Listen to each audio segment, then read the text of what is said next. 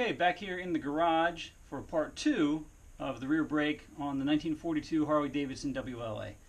I went to Ole, Pennsylvania, the AMCA swap meet out there, and picked up my parts in the rain. It was a miserable day, but great people, great event, and I got the parts I needed. So I talked to some experts out there who know a lot more about it than I do. Definitely have the wrong springs in this drum brake setup. So the original springs I had were these mismatched set here of I don't know what that one is. This one is actually from the brake pedal assembly. It doesn't go there. And what I did get is the correct springs right here. The small springs that go into the top hole on the top and the bottom, and that's the correct spring for these drum brakes. So I also got linings and rivets, and after closer inspection, I probably have about 70% of the thickness of this lining compared to the new one. So, you know, I have them apart now, but I would like to get another few miles out of these, just because I don't want to throw away a good set of you know, brake shoes. And from what everyone said, these cast iron, these original style shoes are much better than the aftermarket ones. So instead of buying the newer shoes, I got the linings and the rivets, which I'll do eventually. But what I'm really looking forward to is getting this button back up, because I want to get the pedal assembly off and get on the new, more correct pedal assembly. What I've got on there now, I'll make another video so you can see the process. You know, and the parts. I mean, if you can see it, that pedal, whatever it is, it's not Harley. I don't know what it is. I have no idea what that is. So it's kind of been annoying. It looks like it's sort of a Franken, well, the bike is kind of a Franken bike of different parts, but it really needs to have this correct pedal assembly on it. So this spring here, all right, ironically, is the same as this spring that some idiot had used in there. So instead of using the correct drum brake return spring, they just took one off a pedal assembly and put it inside the drum. So I'm going to get it all buttoned back up, and you know, I know right now when I put it back in, just even temporarily, you know, I could do a real quick throw down on this thing, and where it was squeaking really bad before, and then you put it back in, and what do you know? No more squeak. So let's get this thing back together. Alright, first thing, gotta put the spacer back on. Get a little grease just to be thorough. Put a little grease on there.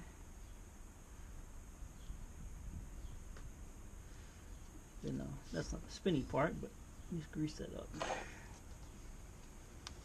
Get your fingers all greasy. Hopefully this all just goes back together just like we took it off. I hope.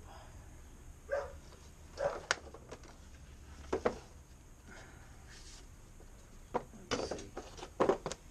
Without messing up my fishtail here.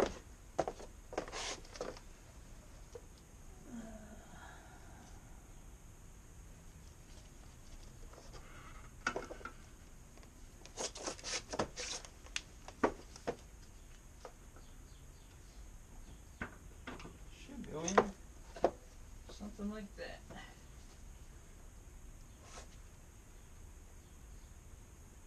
So on this side, you got the axle all the way up next to the adjuster, like it was. I didn't adjust that, and it should be the same. We'll get the chain back on. And on this side, we got that spacer there, and I believe the nut and everything goes on right next to that. Smart man would double check his resources.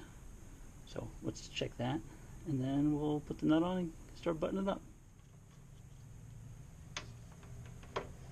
Alright, got the axle and the wheel back on there.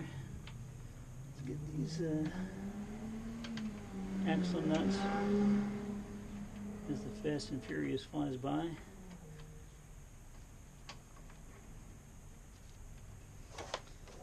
Alright, let's see where we got. This axle's up against that.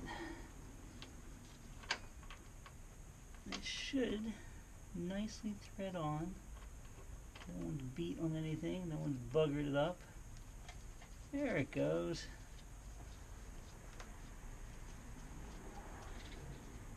I've got that. I've got this little locking tab and the second nut. So, if I remember checking correctly, see how many wrench I had for that size.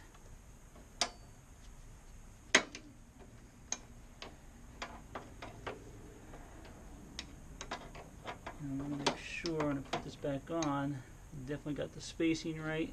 That the wheel is not turned, cocked one way or the other.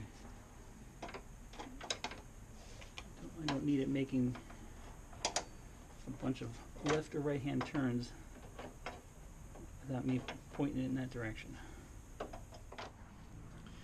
Got to remember to put that lower brake nut in there, the one that was holding me up the first time I went to take the wheel off.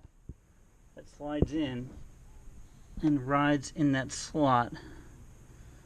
So you got to slide that in on the frame first, then slide the brake assembly on. Then once that's on, tighten up the big wheel nut here,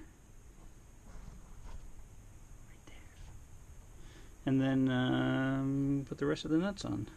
So just want to make sure I don't get this crooked and or over tighten it.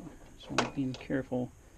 Fortunately, none of my handy dandy manual has seem to be any torque specs, so looks like we're just going to use this lock washer here and this nut.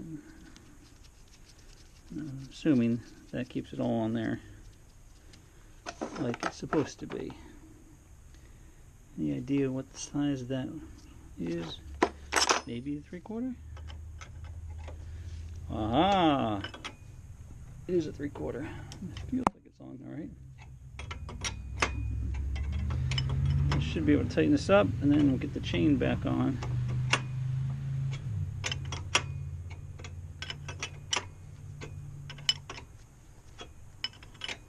Looks like the wheel feels like it's on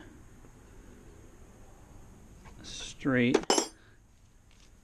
It's working good. It's got the same, got a finger clearance on that side of the frame, the same on that side of the frame over there.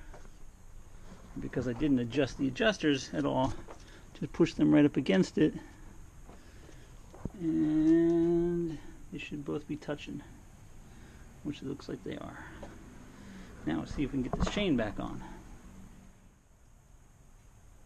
So all I had to do was push the two pieces of chain back together and put that master link on it, and the clip just slid right on, no issue.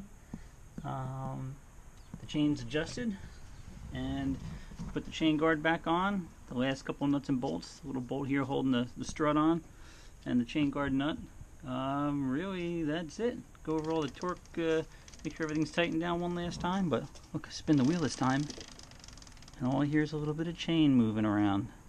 Don't hear anything like squeaking in the brake. It'll be the first time we hit the brake. Let's see if that works. Give that a little spin. Hit the brake, and the brake works. So the next step is to get it down, and we'll check out that brake pedal assembly. Alright, so when I first got the bike, it didn't have these running boards that I put on it now. It had pegs. Wasn't a big fan. They were okay, but I really wanted the running board. That's what the bike came with. It kind of was the way to go on it. So put the running boards on. The only issue I have is this whole bracket here is not Harley. I don't know what this is. This custom-made aluminum. I mean, it's functional, but I want this Harley piece on here. I want the original piece on there.